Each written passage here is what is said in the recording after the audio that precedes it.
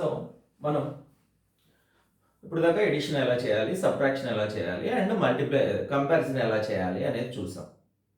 కంపల్సరీగా లైక్ ఫ్రాక్షన్స్లోకి మార్చిన తర్వాతే అన్లైక్ ఫ్రాక్షన్స్ ఇచ్చినప్పుడు లైక్ ఫ్రాక్షన్స్గా మార్చిన తర్వాత వీటిని సింప్లిఫై చేస్తాం.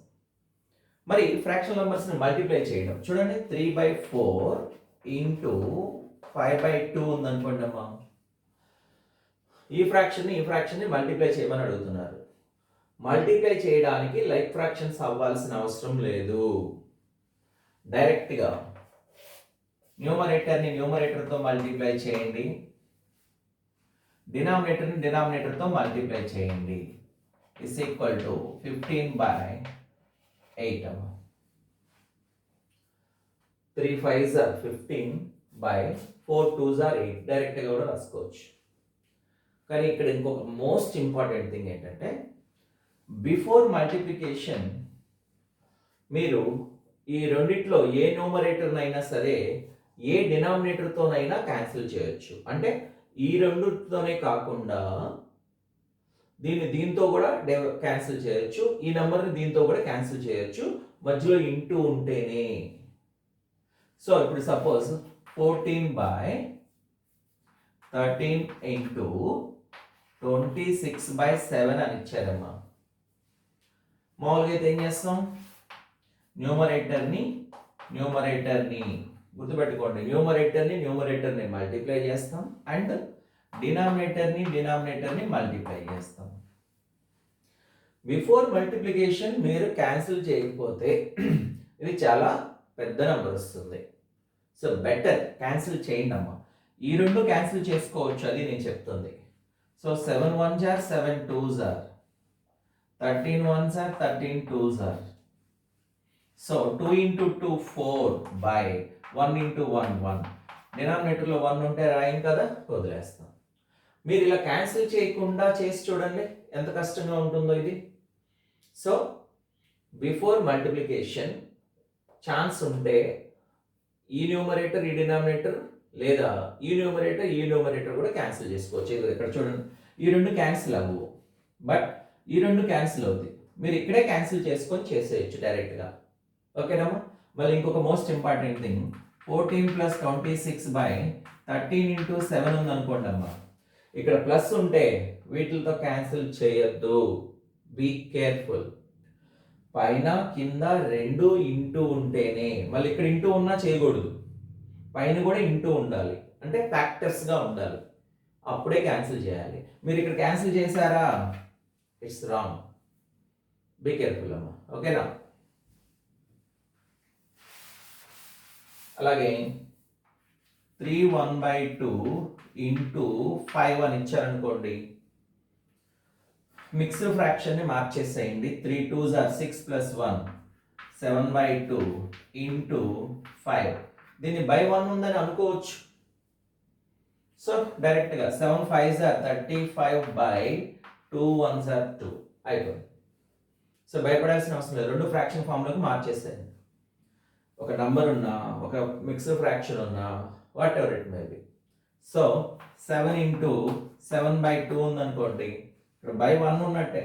This equal to 7 7s are 49/2 1s are 2.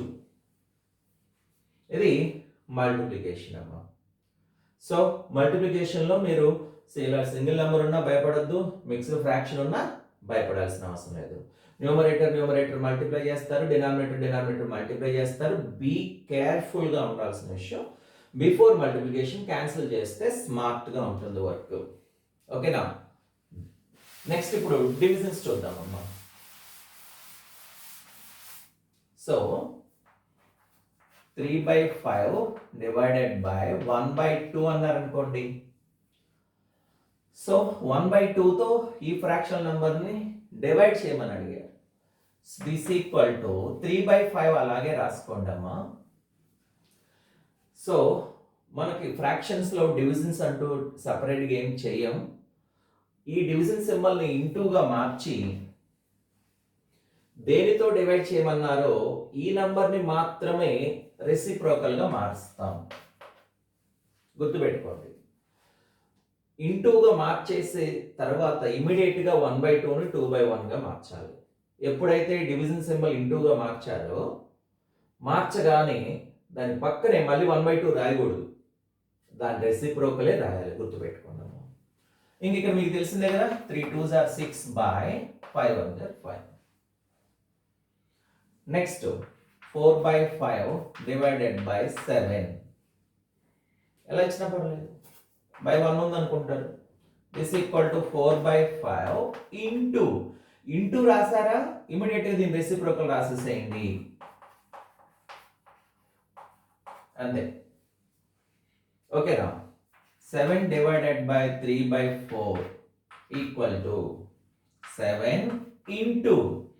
Into రాసారా, 3/4 యొక్క రెసిప్రోకల్ ఏమైతే బై 1 అంటుంటుందా, బై 1 ఉన్నట్టే కదా.